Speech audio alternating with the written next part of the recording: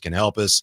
GM of Sports Biz Class, NBA writer for Bleach Report. Oh, we haven't got him yet. My apologies. We're endeavoring to get Eric Pincus, who, by the way, Eric Pincus, I believe he's based in L.A., so we'll have to make sure everything's he's doing okay. Yeah. Here he is, Eric Pincus. Eric, thank you so much for your time. First things first, want to make sure you being based in L.A. that everything is okay and you're doing fine. I mean, we lost power the other day for 12 hours, and it was certainly frightening, but it ended up, that's the extent of it. The air quality is pretty lousy, but we're pretty, I don't want to jinx it, but pretty far, knock on wood, from where fires are. But I have family members, an extended family who are, evacuated and praying. So it's rough. I heard JJ Redick lost his home. So TMZ reported. I know people have lost worse, so hopefully, we get through this a little quickly and as safely as possible. Yeah, thank you. We're glad that you're safe. Kings are reported to have keen interest in Cam Johnson. In your opinion, Eric, A, should they? B, where is he most likely to end up? It's a good question. Okay, so I have feelings about Cam Johnson that I think are I want to say slightly contrarian, but at the same time, I do like him. So I don't want to get the wrong impression. But the one thing that worries me the most is his games available. If you just look at games played every year, it's not great. He's like a 50-game guy each year. Now he's having a great season this year with the Nets, and it's not because he's in a contract year. You got to worry about that, right? You see a guy having a great year and they're due money. Sometimes, money can be a motivation. I don't think that's the issue here. It's just that he's on a pretty lousy team. They were actually pretty decent before they started big trades, but they're making him the primary guy. And so that he's shown he can do that, I think is great. I like him as a player. He's, I would say, a good, but not great defender. But probably, this is an offensive based team anyway. But it also depends on who you're sending out, and it's $22 million is what his price is. He has incentives. That's a little harder for some teams with all these complex rules, but the Kings payroll isn't so high that it's not really relevant, his incentives. So I would say it's at least arguable. You would probably have to move a DeMar DeRozan, or if it's not DeMar, build something off of Kevin Huerter and either draft compensation, or maybe they would want a Keegan Murray, and that's a whole different conversation because that's not the question. If it's give up Keegan Murray for Johnson, I would have a different opinion. If it was not including Keegan, I can argue it.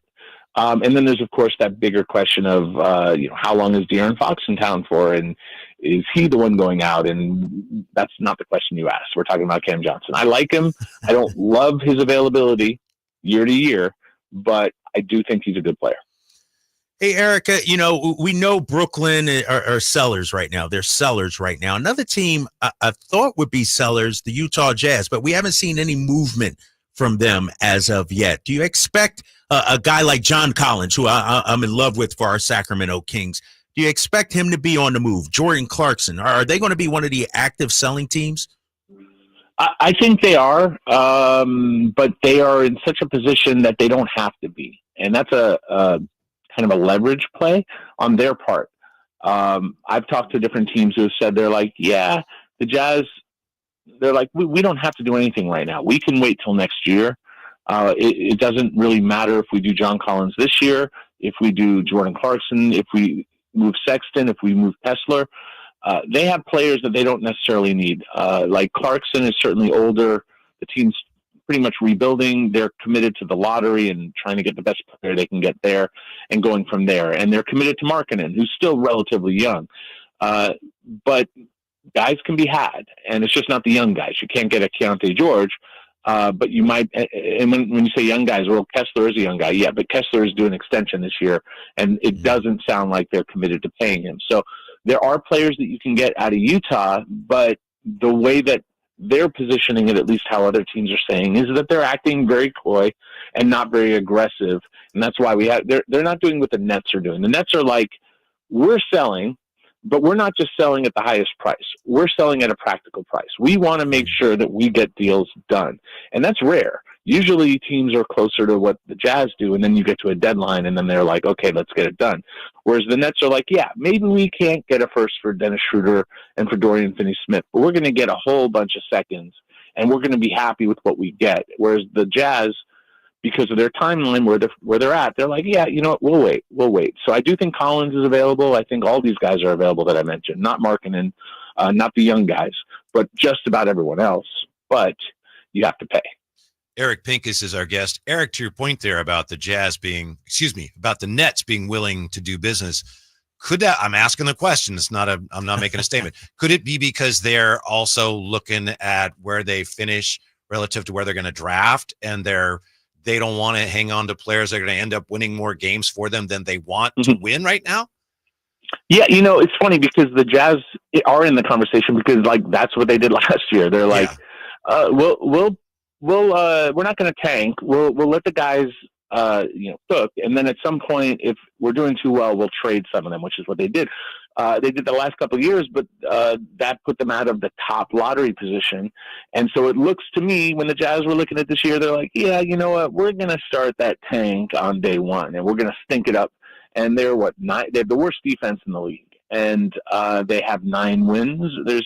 And even that might be too many. Like the Hornets, the Raptors are at 8, Wizards at 6, Pelicans at 7. The Pelicans are the surprise team there, but they just got Zion back, and like maybe they climb. But they may have won too many as it is. Whereas the Nets, they're looking like what the Jazz were last year. Like they're like, okay, we'll be pretty crappy. We'll start to sell out some of our vets later, and their coach doing a hell of a job. The players, Cam Johnson killing it. Dennis Schroeder was putting up great numbers. And they were winning games. So, like, you never are upset when your team is winning games until the lottery, and then you end up crapping out in the lottery. So, and there's fans will say, well, why don't you just sit a guy? And you can to an extent, but there are actually rules that you can't just sit a healthy player if the player doesn't want to sit. And the team can argue, and they can make a case of, oh, we don't want to put them in the rotation because they haven't earned a spot. It's hard to argue that with Cam Johnson, or you know what I mean, or Cam Thomas, or whoever else. Nicholas Claxton, if you're trying to get other players on the Nets, and you look at the guys who are the most productive and you say you're sitting them, it's easy to say Derek Whitehead, perhaps, who is a young guy who hasn't earned that credibility yet, although he's doing fine. But it's harder to argue that for Cam Johnson. So, I could see them trading out further, and why they were still willing to do it because they're probably winning too many games. Eric, are you hearing anybody else on the Kings' radar at all? Any kind of moves outside of Cam that are actually realistic and maybe that might be flying under the radar a little bit? Well, there's sort of, you may have noticed they changed coach. I'm sure you noticed. Yeah, I noticed that. Where was I? So things were a little toxic for a minute there, and winning is one of those cure-alls. And I don't know, maybe Doug Christie wins Coach of the Year. Maybe it's a little spike in the schedule, but they've won 5 straight. I think they lost the first game against, I think it was the Lakers, and then they lost. I think they've won since. Yes. So they're basically in the play-in if they want to be. And this is not a team that's looking to be bad. They're not a team that's looking to the lottery to suck it up. At least that's my understanding. They believe and feel like they're a playoff team, and that it was just a bad start for a lot of reasons, and the coaching change perhaps contributes to that. But they have to make some very serious decisions about De'Aaron Fox. And the team has to either say, yes, we are going to pay him whatever it takes for him to stay, and he has to be willing to accept that, because next year he is in the last year of his deal. And if he's not going to stay long-term, that's a problem. Or at least it's not necessarily a problem if the team is fine with that, but they need to know the pathway forward with Fox, because that's going to determine everything. And then if you're making a trade, well, I mean, the big acquisition was DeMar DeRozan. Is he the guy that you're trading? I didn't love the get. I like DeMar as a player, respect the hell out of him, but I didn't like the fit with Sabonis and Fox. You have a point guard center attack. Offensively, you're getting a mid-range, non-shooting forward who isn't really a big defender to complement those guys and Malik Monk, and you're just going to take away shots from Keegan Murray. Didn't like it when they did it, wrote as much, but I don't think they're trading anyone like young, like Devin Carter or Keegan Murray. That changes the equation if they are. if it's like a win now proposition, what is it that is getting this great player back? And is it future draft compensation? Is it, I like Kevin Huerter. He's had a good career, but he has $18 million next year, and other teams may not look at that as viable money. So before you start looking at like who is the player you might get, do you go after like a Jimmy Butler? I wouldn't recommend it. Like, is it possible? Sure. Or are you just going in a whole different direction and saying, well, let's trade De'Aaron. Let's go try to send him to Houston and try to get, like, I think I wrote on this, something like, Reed Shepherd, who's one of the best young players in this draft, who's not playing much this year, who just needs a place to blow up. Reed Shepherd in Sacramento would be a blast to watch.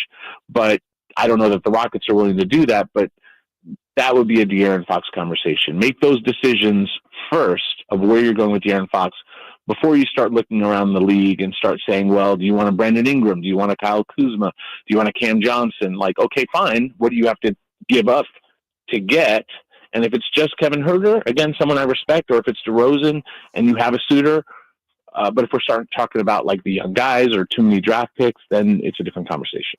Eric, we appreciate your time very much, especially with everything going on, where you live. But so we'll leave you with this one.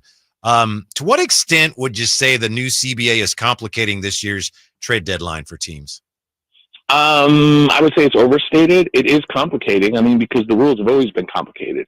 It is harder for the highest salaried teams to make a deal, but we have deals. We have complicated deals. We have the Knicks making these crazy deals to build up what they've built. We just had the Lakers and the Nets. We just had the Lakers, the Nets and the Warriors. Yeah, so we're actually seeing a pretty high volume of trades. There's a lot of noise about how hard the system is.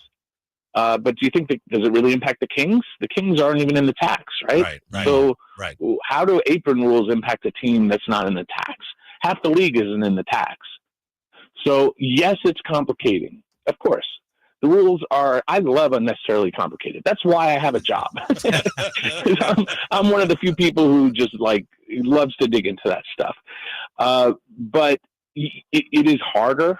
And I want to say that being good at your job, and if it's harder to be good at your job, is not to me a detriment, but it can make things difficult for a short period of time for some of these teams that are super high paying. But the Suns went eyes wide open into the new rules and got Bradley Beal. So they weren't blindsided by these rules. You know what I mean? It's not like it hit them hard. So I expect a busy deadline. We've already had a busy trade season already. I'm very curious at the end of the year to count it up and see how negative the impact of the new rules were on the trade market, or is it maybe just people are just resistant to change, or maybe I'm wrong. Maybe we have a dead market. All of it's possible. I'm just fascinated. To me, it's fascinating to see what the actual outcome is. Eric Pincus, thank you so much. All the best, and we hope to talk to you again soon. Yes, sir. Anytime. All right, Eric. Take care. All right. We got more on the Kings and the deadline. Also, looks like we found some